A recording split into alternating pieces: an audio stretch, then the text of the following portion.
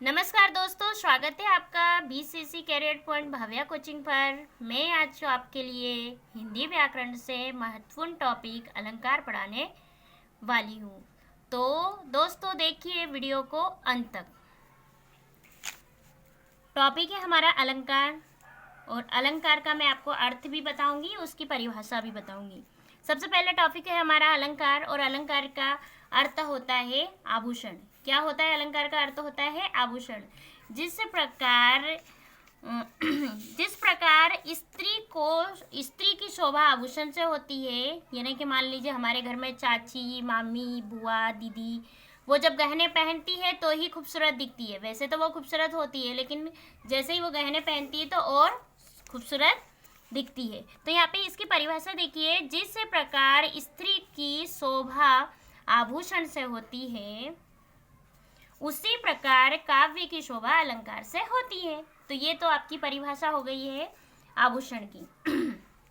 आप आभूषण के लिए सिर्फ यहाँ तक लिख सकते हैं कि जिस प्रकार स्त्री की शोभा आभूषण से होती है वह आभूषण कहलाता है। अलंकार किसे कहते हैं? तो आप यहाँ से लिखते हैं जो किसी वस्तु को अलंकृत करे या सजाए।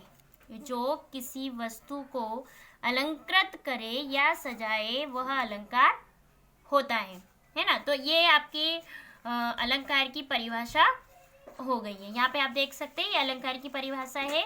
फिर से बता देती हूँ कि जिस प्रकार स्त्री की शोभा आभूषण से होती है, उसी प्रकार काव्य की शोभा अलंकार से होती है। अर्थात जो किसी वस्तु को अलंकृत करे या सजाए वह अलंकार होता है। ये बात तो हमारी अलंकार की परिभाषा की हो गई है, उसका मीन्स का पता चल गया है। अब हम बात करेंगे कि अलंकार के भेद कितने होते हैं या अलंकार कितने प्रकार का होता है। तो देखिए अलंकार 3 प्रकार का होता है: शब्दालंकार, अर्थालंकार, उभया अलंकार, है ना। जिसमें मेन इंपॉर्टेंट होता है शब्दालंकार और अर्थालंकार। तो यहाँ पे देखिए शब्दालंकार। शब्दालंकार के पहले हम परिभाषा करेंगे। जो शब्दालंकार आपको दिख रहा है यहाँ पे लिखा हुआ है कि शब्दालंकार, उसकी परिभाषा हम करेंगे। उसकी परिभाषा क्या है? शब्दालंकार की जो परिभाषा है हमारी वो है, शब्दालंकार शब्द विशेष के चमत्कार द्वारा। किसके? शब्दालंकार की बात हो रही है, यानी शब्द की बात हो रही है। तो शब्द विशेष के चमत्कार द्वारा जो अलंकार कविता के सौंदर्य बढ़ाए, है ना, सौंदर्य बढ़ाए, वे शब्दालंकार होते हैं। तो ये शब्दालंकार की परिभाषा है। अब हम बात करेंगे, शब्दालंकार की परिभाषा हो गई है। अब हम बात करेंगे अर्थालंकार की। किसकी बात करेंगे हम? अर्थालंकार की। अर्थालंकार की परिभाषा क्या है? तो आप देखिए शब्दालंकार की परिभाषा थी तो शब्द की बात हुई थी, तो यहाँ पे अर्थालंकार की परिभाषा है तो अर्थ की बात होगी। तो देखिए क्या है हमारा जो शब्दालंकार है, उसकी जो परिभाषा है वो कैसे है, आप ध्यान से देख सकते हैं कि काव्य में जहाँ अर्थ के द्वारा चमत्कार उत्पन्न करते हैं। किसके द्वारा चमत्कार उत्पन्न करते हैं? अर्थ के द्वारा, वो अर्थालंकार होता है। काव्य में जहाँ अर्थ के द्वारा चमत्कार उत्पन्न करते हैं वे अर्थालंकार होते हैं। यह हमारी अर्थालंकार की परिभाषा हो गई है। आगे आप देखिए जो हमारा आने वाला है वो है हमारा उभया अलंकार। इसकी परिभाषा तो हमको लिखना पड़ेगा, वैसे वेरी इंपॉर्टेंट नहीं है उभया अलंकार। अधिकतर जहाँ तक आता है एग्जाम में शब्दालंकार आता है और अर्थालंकार आता है, उभया अलंकार नहीं आता है। बट आ भी जाए, बाई चांस आ भी जाए तो आप इसकी भी परिभाषा लिख लीजिए। देख लीजिए यहाँ पे कि देखो उभया अलंकार में क्या होता है कि शब्द एवं अर्थ दोनों में चमत्कार पैदा करके काव्य की शोभा बढ़ाते हैं। यानी उसमें क्या होता है, इसमें शब्द और अर्थ दोनों में चमत्कार पैदा करके काव्य की शोभा बढ़ाते हैं, वे उभया अलंकार होते हैं। तो ये आपकी उभया अलंकार की परिभाषा हो गई है। अब मैं आपको, ये तो अलंकार हैं और अलंकार के भेद थे, जो 3 भेद थे उनकी परिभाषा मैंने आपको करवा दी है। और अब मैं जाती हूँ इनके भेद में जाती हूँ। कहाँ जाती हूँ मैं? इनके भेद में जाती हूँ। जैसे अलंकार का भेद है शब्दालंकार, अब शब्दालंकार के भेद में चलते हैं हम लोग। तो जैसे यहाँ पे देख सकते हैं शब्द अलंकार का भेद, यहाँ पे लिखा है शब्द अलंकार। शब्द अलंकार के अनेक भेद होते हैं, लेकिन वेरी इंपॉर्टेंट है जो कि मैंने यहाँ पे लिख रखा है अनुप्रास अलंकार। क्या क्या है हमारा? अनुप्रास अलंकार, यमक अलंकार, श्लेष अलंकार। अब हम इसका मीन्स भी निकालेंगे, यानी कि इसका अर्थ भी निकालेंगे, और फिर इसके बाद इसका एग्जाम्पल भी देखेंगे, उदाहरण भी देखेंगे, और इसकी परिभाषा भी देखेंगे कि कैसे इसको किस टाइप से याद रखा जा सकता है। हाँ, तो आप देखिए कि इसको किस टाइप से, जैसे अनुप्रास है, यानी कि अनु का मीन्स क्या होता है, तो प्रास का मीन्स क्या होता है ना। तो इसका आगे देखिए आप यहाँ पे अनुप्रास अलंकार, किसकी बात हो रही है? हमारे अनुप्रास अलंकार की। अनुप्रास अलंकार, अनुप्रास शब्द, जो अनुप्रास शब्द है, अनुप्रास शब्द दो शब्दों से मिलकर बना है। कितने शब्दों से मिलकर बना है? दो शब्दों से मिलकर बना है। अनुधन प्रास है ना, अनुधन प्रास। यहाँ पर अनु का अर्थ है बार बार। अनु का अर्थ क्या निकल रहा है? बार बार। और प्रास का अर्थ होता है वर्ण। अच्छा, वर्ण तो आप लोग अच्छे से समझते होंगे। वर्ण यानी कि अक्षर। वर्ण मीन्स क्या होता है? अक्षर। जैसे कि अब इसकी, ये तो मैंने इसका अर्थ बताया है कि इसका मीन्स क्या होता है। अब मैं इसकी परिभाषा बता रही हूँ। परिभाषा क्या है इसकी? परिभाषा देखिए अनुप्रास अलंकार की, कि जब किसी वर्ण की बार बार आवृत्ति हो, यानी कि वो जो वर्ण है, जो अक्षर है, वो बार बार आता हो, तब जो चमत्कार होता है उसे अनुप्रास अलंकार कहते हैं। अब इसको एग्जाम्पल में देख सकते हैं। एग्जाम्पल में देखिए आप, इसका एग्जाम्पल है तरनी तनुजा तट तमाल तरुवर बहुछाए। देखिए क्या है? तरनी तनुजा तट तमाल तरुवर बहुछाए, यानी कि यहाँ पे देखो तरनी में त है, तनुजा में त है, तट में त है, तमाल में त है, तरुवर में त है, यानी कि बार बार यहाँ पे क्या आ रहा है? त आ रहा है, एक त अक्षर आ रहा है, यानी कि एक वर्ण आ रहा है। तो यहाँ त वर्ण की आवृत्ति की गई है। सो आपको अनुप्रास अलंकार के काफ़ी अच्छे से समझ में आया होगा। अब हम आगे बात करते हैं। देखो हमारा जो अनुप्रास अलंकार था वो क्लियर हो गया है। अब आता है यमक अलंकार। कौन सा अलंकार है? यमक अलंकार। जैसे कि हमने अनुप्रास अलंकार पढ़ा था, वैसे ही हम यमक अलंकार भी पढ़ेंगे। देखिए यमक अलंकार में क्या होता है, इसकी भी आप डेफिनेशन देख सकते हैं। यमक शब्द का अर्थ होता है दो। जैसे कि वहाँ पे अनु और प्रास का अर्थ होता है, वैसे ही यहाँ पे यमक शब्द का अर्थ होता है दो। जब एक ही शब्द ज़्यादा बार या दो बार प्रयोग हो, पर हर बार अर्थ अलग अलग आए, उसका क्या होना चाहिए? उसका अर्थ हर बार क्या होना चाहिए? अलग अलग आए, वहाँ पर यमक अलंकार होता है। वहाँ पर क्या होता है? यमक अलंकार होता है। अब देखिए इसका एग्जाम्पल आप देख सकते हैं इसका, कि वेरी सिंपल एग्जाम्पल है। क्या है एग्जाम्पल में? इसमें माला फेरत जुग गया, गया न मन को फेर। क्या है? माला फेरत जुग गया, गया न मन को फेर, कर का मन का डारी के, मन का फेरी। सॉरी, क्या लिखा है? फेरी। यानी यहाँ पे जो मन का है, मन का, यहाँ मन का शब्द के दो अर्थ निकल रहे हैं। पहला अर्थ निकल रहा है मोती। पहला अर्थ क्या निकल रहा है? मोती। एंड दूसरा अर्थ क्या निकल रहा है इसका? हृदय। दूसरा क्या निकल रहा है? हृदय। शब्द तो एक है, लेकिन उसके अर्थ क्या हो रहे हैं? अलग निकल रहे हैं। तो ये हमारी किसकी थी? ये हमारी जो थी वो यमक अलंकार की परिभाषा और इसके एग्जाम्पल थे। सो अब हम श्लेष अलंकार के बारे में पढ़ेंगे। किसके बारे में पढ़ेंगे? श्लेष अलंकार के बारे में। श्लेष अलंकार के बारे में हम पढ़ेंगे। तो श्लेष अलंकार आप देख सकते हैं। श्लेष अलंकार हमारा क्या है कि जहाँ पर कोई एक शब्द एक ही बार आए, है ना, जहाँ पर कोई एक शब्द एक ही बार आए, पर उसके अर्थ अलग अलग निकले, वहाँ पर श्लेष अलंकार होता है। सिंपल सा है कि शब्द एक आना चाहिए आपका, और उसके शब्द एक ही रहेगा, लेकिन जब भी वो यूज़ होगा तो उसके अर्थ क्या होगा, अलग अलग निकलेगा। तो वहाँ पर हमारा क्या होना चाहिए, श्लेष अलंकार होना चाहिए। देखिए फिर से मैं इसको पढ़ के सुना देती हूँ आपको कि जहाँ पर कोई एक शब्द एक ही बार आए पर उसके अर्थ अलग अलग निकले, वहाँ पर श्लेष अलंकार होता है।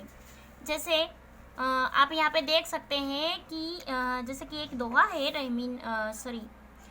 हमारे जो रहीम जी है उनका दोहा है, रहीमन पानी राखिए बिन पानी सब सून, पानी गए न उभरे मोती मानस चून। यानी कि यहाँ पे पानी बढ़े वो एक ही है, पर जितनी बार भी आया है उसका मीन्स अलग ही निकल रहा है। जैसे रहीमन पानी राखिए बिन पानी सब सून, पानी गए न उभरे मोती मानस चून। यानी कि यहाँ पे एक बार पानी आया है पानी बढ़ो, यहाँ पे भी पानी आया है, यहाँ पे भी पानी आया। अगर बात करें मोती के लिए पानी है तो वो मोती के लिए पानी किस वर्ड के लिए यूज़ हो रहा है, चमक के लिए है। मानव के लिए है तो वो किस लिए हो रहा है, मर्यादा और आत्मसम्मान। और एक पानी का मीन्स तो जल है, जो कि आप लोग पहले से ही समझते हैं, है ना। ठीक है, तो ये हमारा श्लेष अलंकार भी कंप्लीट होता है। अगर आपको समझ में आ रहा है, आई होप आ ही रहा होगा, तो आप इसका स्क्रीनशॉट लेके फिर आप कॉपी में लिख सकते हैं। अब जब मैं बात कर रही हूँ आपसे कि शब्द अलंकार की परिभाषा भी हो गई है, इसके बाद में उनके भेद और भेद की परिभाषा उदाहरण सहित मैंने काफ़ी अच्छे से आपको समझाया है। नेक्स्ट बात आती है हमारी, जो है हमारा कौन सा है, अर्थालंकार। कौन सा अलंकार है ये हमारा, अर्थालंकार। अर्थालंकार की परिभाषा तो मैंने पहले ही आपको समझा दी है, लेकिन इसके भी भेद हैं, जैसे कि उपमा अलंकार, रूपक अलंकार, उत्प्रेक्षा अलंकार, अतिशयोक्ति अलंकार, मानवीयकरण अलंकार। तो ये तो वेरी इजी है, ये आपको डिफ़िकल्ट लग सकते हैं, बट ये तो बिल्कुल भी नहीं लग सकते, क्योंकि इसकी तो इतनी सुंदर ट्रिक है कि आपको फटाफट माइंड में आ जाएगी। देखिए, तो इसकी जो हमारी ट्रिक है, पहले तो वो देख लीजिए, यानी इसकी पहले तो डेफिनेशन देख लीजिए कि डेफिनेशन क्या है उपमा अलंकार की। उपमा अलंकार यहाँ पे देख सकते हैं कि उपमा अलंकार में क्या हो रहा है। उपमा अलंकार जब पंक्ति में, पंक्ति का मीन्स तो आप समझते होंगे रो, है ना। जब पंक्ति में योजक चिन्ह आए, कौन सा चिन्ह आना चाहिए, योजक चिन्ह, इस टाइप का चिन्ह आना चाहिए। जब पंक्ति में योजक चिन्ह आए और शब्द में सा सी से सरिस आए, तब वो कौन सा अलंकार हो जाता है, हमारा उपमा अलंकार हो जाता है। जैसे मैंने यहाँ पे एक एग्जाम्पल लिखा है, वेरी सिंपल एग्जाम्पल है, जैसे कि यहाँ पे देख सकते हैं आप, पीपर पात सरिस मन डोला। क्या है, पीपर पात सरिस मन डोला, मुख चंद्रमा सा, ये तो सेकंड है, यहाँ पे पहले फर्स्ट देखिए आप। तो पीपर पात सरिस मन डोला, यानी कि यहाँ पे सरिस वर्ड आ गया है, यानी कि ये किसका है, आपका उपमा अलंकार का है। नेक्स्ट, अब आप नेक्स्ट वाला एग्जाम्पल देखिए, यहाँ पे क्या लिखा है, मुख चंद्रमा सा सुंदर है, यानी कि यहाँ पे योजक चिन्ह भी आया है और इसके बाद में यहाँ पे सा भी आया है। सो ये भी हमारा क्लियर होता है, यानी कि जो हम देख रहे हैं यहाँ पे उपमा अलंकार, वो हमारा डेफिनेशन सहित एग्जाम्पल सहित ये क्लियर हो गए हैं। नेक्स्ट आप देख सकते हैं यहाँ पे रूपक अलंकार। कौन सा अलंकार है ये, रूपक अलंकार। ये भी वेरी सिंपल है, इसमें क्या होता है, योजक चिन्ह आता है और इसमें भी आता है, इसमें भी योजक चिन्ह आता है और इसमें भी आता है, लेकिन इसमें सासी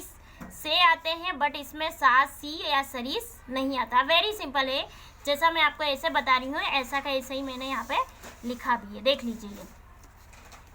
जब देखो रूपक अलंकार, जब पंक्ति में केवल योजक चिन्ह आए और सा सी से न आए, यही बोला था मैंने, क्या बोला था कि जब पंक्ति में केवल योजक चिन्ह आए और सा सी न आए, वो कौन सा अलंकार होता है, हमारा रूपक अलंकार होता है। उदाहरण देखिए, मैया में तो चंद्र खिलौना लेयो, यानी यहाँ पे चंद्र और खिलौने के बीच में योजक चिन्ह दिख रहा है, यानी यहाँ योजक चिन्ह देखते हुए आप समझ सकते हैं कि ये कौन सा है, हमारा रूपक अलंकार है। हमारा उपमा हो गया है, रूपक हो गया है। अब आता है हमारा उत्प्रेक्षा अलंकार। कौन सा अलंकार आ रहा है? उत्प्रेक्षा अलंकार। ये भी वेरी सिंपल है, जैसे मैंने ये 2 आपको बताए हैं सेम टू सेम ये भी ऐसा ही है। सो आप इसको देख सकते हैं। यहाँ पे देखिए क्या होता है उत्प्रेक्षा अलंकार में, जब पंक्ति में, है ना, सब में पंक्ति आई है, जब पंक्ति में ज्यों त्यों मनु जनु मनु मानो जानो आदि आता है। क्या आना चाहिए? ज्यों त्यों मनु जनु महनु मानो जानो आदि आता है, वहाँ उत्प्रेक्षा अलंकार होता है। जैसे एग्जाम्पल में आप देख सकते हैं, उसका मुख मानो चंद्रमा है। यहाँ जैसे देखिए आप क्या लिखा है, यहाँ पे मानो आ गया है ना, तो उसका मुख मानो चंद्रमा है, यानी कि जहाँ पे मानो या जनु मनु या जानो या ज्यों त्यों आता है, वहाँ पे हमारा उत्प्रेक्षा अलंकार होता है। कौन सा अलंकार हो जाएगा हमारा? वहाँ पे उत्प्रेक्षा अलंकार हो जाएगा। तो ये हमारा क्या होता है, उत्प्रेक्षा अलंकार भी हमारा क्लियर होता है। अब हमारा जो आने वाला है वो है हमारा अति संयुक्ति अलंकार। कौन सा अलंकार आने वाला है हमारा? कौन सा अलंकार आने वाला है? अति संयुक्ति अलंकार। अच्छा, आप देख सकते हैं इसमें पहला वर्ड अति आया है, यानी कि अति वर्ड आता है तो सोच लीजिए कुछ तो बड़ा होने वाला है, यानी अति। अति का मतलब होता है कुछ बड़ा चढ़ाकर बोलना। क्या होता है? बड़ा चढ़ाकर बोलना। जैसे आप देख सकते हैं अति संयुक्ति अलंकार, जब किसी बात का वर्णन बहुत बड़ा चढ़ाकर किया जाए। क्या लिखा है इसमें? कि जब किसी बात का वर्णन बहुत बड़ा चढ़ाकर किया जाए तब वहाँ अति संयुक्ति अलंकार होता है। अब बड़ा चढ़ाकर कैसे किया जाए, है ना, किसी भी बात को ले लीजिए, वहाँ पे क्या होता है, वो बड़ा चढ़ाकर किया जाता है। जैसे फॉर एग्जाम्पल आप देख सकते हैं, चांदी जैसा रंग है तेरा सोने जैसे बाल। क्या कभी आपने कहीं देखा है कि चांदी जैसा रंग है तेरा और सोने जैसे बाल, यानी कि इसको बहुत बड़ा चढ़ाकर बोला गया है। तो जहाँ पर अति वर्ड आते ही आप समझ जाना है कि इसमें अति होने वाली नहीं है, यानी कि यहाँ पे अति हो जाती है। जैसे कोई ज़्यादा ही फेंकता है तो हम बोलते हैं ना, भाई अब चुप हो जा, अब अति हो गई है, हद हो गई है, ऐसा बोलते हैं कि नहीं बोलते हैं? तो इसलिए यहाँ पे आप इसको अति वर्ड देखते ही आपको ये अलंकार याद आ जाएगा कि अति संयुक्ति अलंकार की जब किसी बात का वर्णन बहुत बड़ा चढ़ाकर किया जाए तब वहाँ अति संयुक्ति अलंकार होता है। उदाहरण सो है, मैंने आपको बता ही दिया है, और भी उदाहरण है, पर वीडियो काफ़ी लंबा हो जाएगा, इसलिए मैं कम टाइम में आपको ये सारी चीज़ें समझा रही हूँ। नेक्स्ट आपका आता है, अति वाला क्लियर हो गया है। नेक्स्ट हमारा है मानवीकरण अलंकार। कौन सा है? मानवीकरण अलंकार। देखो यहाँ पे मानवी यानी कि मानव की फीलिंग आ रही है ना, क्या हो रहा है? मानव और करण मीन्स जो प्राकृतिक वाली, तो यहाँ पे मानवीय और प्राकृतिक यानी मानव और प्राकृतिक दोनों मिक्स होगा। तो आप देख सकते हैं इसको आगे, जैसे यहाँ पे लिखा है मानवीयकरण अलंकार कि जब प्राकृतिक चीज़ों में, है ना, जो कि नेचुरल हमारे पास थिंक होती है यानी वस्तु होती है, तो जब प्राकृतिक चीज़ों में मानवीय भावना के होने का वर्णन हो, क्या मानवीय भावनाओं के होने का वर्णन हो, तब वहाँ मानवीयकरण अलंकार होता है। यानी कि एक एग्जाम्पल ले लेती हूँ कि एक प्रकृति द्वारा होता है और उसमें किसका आभास होना चाहिए? उसमें आभास होना चाहिए मानव का, है ना। वस्तु किसकी है? वो प्राकृतिक की है, बट उसमें आभास किसका हो रहा है? मनुष्य का हो रहा है। तो यहाँ देख सकते हैं कि जब प्राकृतिक चीज़ों में मानवीय भावना के होने का वर्णन हो तब वहाँ मानवीयकरण अलंकार होता है। जैसे कि यहाँ उदाहरण देख सकते हैं, फूल हंसे कलियां मुस्काई। क्या कभी फूल हंसते हैं? नहीं हंसते ना, बट यहाँ पे जो फूल वर्ड है वो आपका किसका है? प्राकृतिक है, नेचुरल है। और यहाँ पे देखें ये क्या है? आपका हंसने वाला जो मानव का है। और फिर यहाँ पे देखते कलिया, जो कलिया वर्ड है वो प्राकृतिक है। और फिर ये मुस्कराई, जो मुस्कराई है वो आपका किसका है? मानवी है। ठीक है, तो क्या है? फूल हंसे कलिया मुस्कराई। तो ये था आपके अलंकार जो कि हमारे क्लियर होते हैं, और आई होप कि आपको काफ़ी अच्छे से समझ में आया है। मुझे पूरा विश्वास है कि आपको ये वीडियो बहुत पसंद आया है। अगर आपको मेरा वीडियो पसंद आया है तो आप उसे लाइक करें, शेयर करें। अगर आप हमारे वीडियो को लाइक शेयर करेंगे तो हमारा मनोबल और बढ़ेगा। तो इसी के साथ आज का टॉपिक ख़त्म होता है। धन्यवाद। मिलते हैं नेक्स्ट वीडियो के साथ।